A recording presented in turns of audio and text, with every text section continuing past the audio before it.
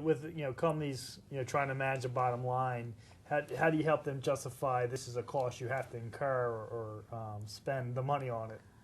Well, sometimes I would tell you it's not a very difficult argument at all to make because first of all, they have to comply. Most companies today realize that if they're supposed to be in compliance with regulations and an agency comes out for an enforcement inspection, they could incur significant liabilities. The other issue is that they are so short-staffed today, most of the companies and organizations, because of the economy, that they don't have a second to look at something new that may come up and spend time worrying about it. It's much easier for them and much more cost-effective, especially since these are usually highly paid people, to say, I'm going to call in an expert who can very quickly tell me what it is that I need to do. We also have situations where people have an enforcement inspection. They could have a lot of issues that are brought up, and they really don't know how to handle them or how to put them to bed, as we would say, and get them off the table, and we can very quickly come in and fill in for them. They might be missing staff. They might have an issue that's cyclical. They don't want to staff for that situation all the time. So it becomes very cost-effective for them to outsource.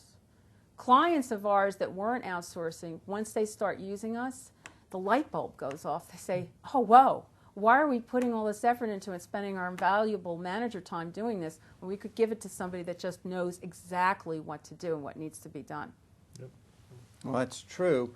And so they're outsourcing to you. Are there any instances where it doesn't make sense to outsource, for you to do all this for them, where you really tell them they really need to add someone inside the company to monitor certain things and take care of certain environmental things in addition? Yes, and we will tell them that. When we go out to a company and they want to talk to us about outsourcing, we'll look at their operations and what they're doing, and we will often say, sometimes say, you have a person inside who's doing certain things. That person should continue to do that.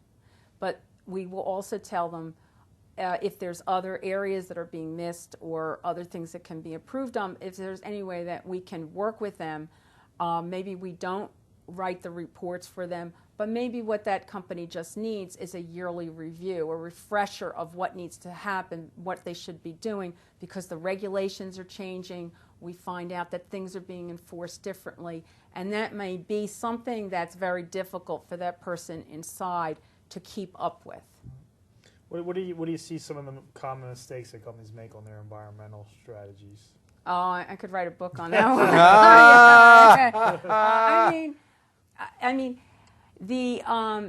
I think one of the issues I see is some companies become frozen in time. Somebody did a very thorough review at one time of what needed to be done. They left the company. They decided not to, they gave that position to somebody else in the company. That person didn't really get the training or have the time, and they just started copying what was done before, and somehow it doesn't fit anymore. Sometimes one of the mistakes that we often see is that companies don't go through this reevaluation process, and maybe something's changed, or to be honest with you, somebody else has had an indication that we're subject to a certain permit. We don't know how the decision was made, but when we go out there, we'll find out that you don't have to have that permit, and you don't have to do that sampling, and we'll get all the approvals to get them out of that regulatory program. We also have people that have had significant enforcement inspections, and they don't get help, and things get really out of control with the agency. And then we see people not really planning for this new sustainable world that is gradually coming. And where there's going to be more and more vetting of suppliers to meet certain requirements. So would you say that one of the risks that many of the, let's say, suppliers in this environment now face is that their customers are going to start demanding of them the same level of environmental compliance that the customers have, and if they can't meet that standard, then they won't have that business anymore? Oh yes, and we've already seen that happen. We had a client who was working for a major global organization, was providing them, supplying them with something here locally, and they came in and they said, you must meet these certain kinds of requirements, and they gave them a certain amount of time to do that, and the company could not meet that program, and they dropped them as a supplier, and they lost a very significant part of their business.